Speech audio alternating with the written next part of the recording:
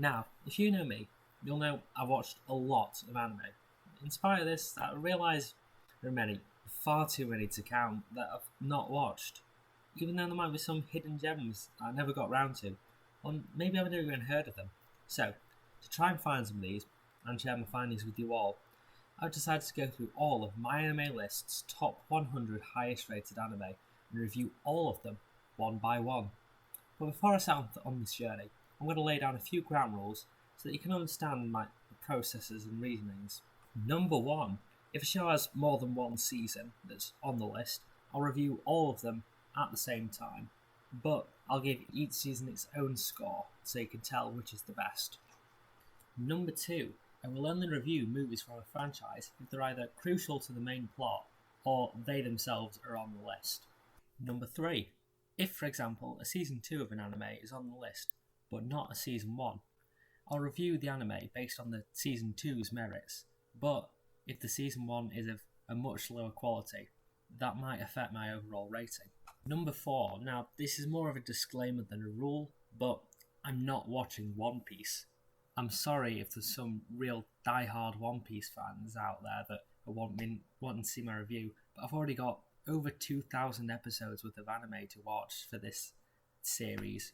I'm not adding another 900 onto that. Number 5. There won't be any particular order to the way I'm reviewing them. I'm starting out with what was number 100 at the time of me making the video, but I won't be going like reverse order. After all, the ratings switch so often that it'd be impossible to do that anyway. Number 6. I won't review a franchise or any seasons of a franchise until it's stopped airing, with a few exceptions.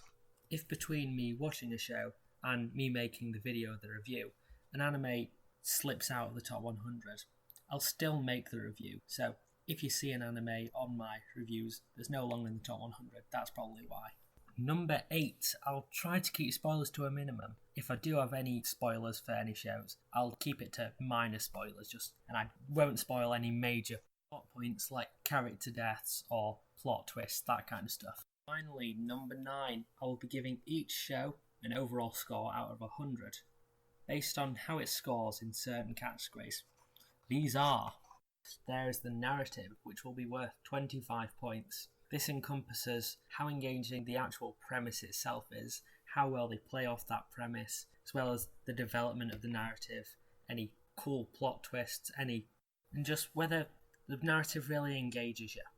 Characters, this encompasses the actual character design, how they act, how they serve the purpose in the plot, whether they're a likeable character, or if they're supposed to be unlikable, whether they're unlikable, as well as how their character develops over the course of the anime. All of these together are worth 20 points. The animation itself is worth 18 points. This is the fluidity of the animation, how expressive it is, and how the actual design and the aesthetic fits with the show's premise. Sound design is worth 7 points, so this is how effective the sound is at conveying the mood and the tone of each scene, as well as a couple bonus points for the opening and ending. But not least, the enjoyment. This is simply how much I enjoyed the series, the most important thing, and that's why it's worth 30 points. If it's a comedy, how much it makes me laugh. If it's a drama, how well it keeps me on the edge of my seat, how hard it makes me cry. All of that together, worth 30 points. And just as a final footnote, you'll probably notice that my scores will end up being pretty harsh for the most part, unless I really love something. That's because to get top marks in any one category, you have to be the best of the best at that thing. Even if an anime is above average in a certain category, I might not even give it half marks, because when you've got such an esteemed name as the top 100, you can't just be above measly average. You have to be amazing. So if your favourite anime gets a low score in any one regard, or just overall, doesn't necessarily mean I hate it. It might just not hold up as well as a lot of the other anime on the list. As a general guideline for my scoring, if I give it from a 0 to a 20, it is really bad. Even compared to normal anime, just not even thinking about the top 100, don't watch it. If it's 21 to 30-ish, I definitely wouldn't recommend you watch it, but some people might enjoy it, there might be a few good parts, and 31 to 45, it is almost good, but it's not quite top 100 good. 46 to 45, it's good, but again, there are a few flaws. It's lacking overall, so not quite there. 56 to 70, I would recommend it to most people. It is good. 71 to 80, most people would find it very enjoyable. And if it gets an 81 or higher, it is absolutely amazing and you should watch it right now. So that's about it for this introductory episode.